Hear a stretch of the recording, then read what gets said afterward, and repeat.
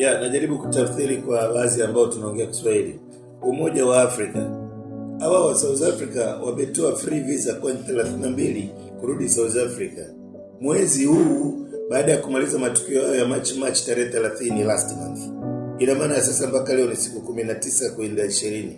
Siku 20 tu wameona cha moto. Tena wameachilia kabla ya 20. Nchi 32 zina free visa kurudi kule South Africa. Utakuwa mjinga. Wameibia Malawi, wameibia wa Kenya, wameua watu wa mataifa mbalimbali, wameua Uganda, wameua sijui wa Nigeria, wa Ghana, mali zote za maduka zote, catering zote za watu. Mtu ameaso, mtu ameteseka, ameenda South Africa amekaa miaka yake 10-15, amemeki maduka yake, amemeki magari, arudi Bongo na begi. Umeiba kila kitu. Alafu kirahisi tu eti free visa back South Africa. Mimi nimekaa South Africa na siipendi.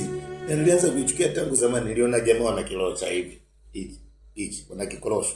Nikienda kwenye huduma mtumishi nikianza kuhesabu mavumba yangu, are you Nigerian? Go back to your country. Niko nawa. Bango limebeba mapema watakuwa waondoka. Nikaondoka. Lakini kimekuja kutokea kilichotokea. Hakuna kurudi South. Kwani mbona hata nchi zetu mali?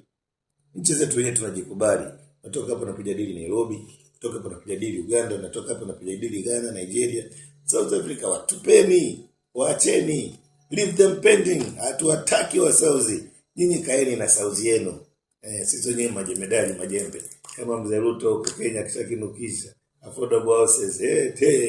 Ruto tano tena. Africa for Africans, lakini South Africa wetulia.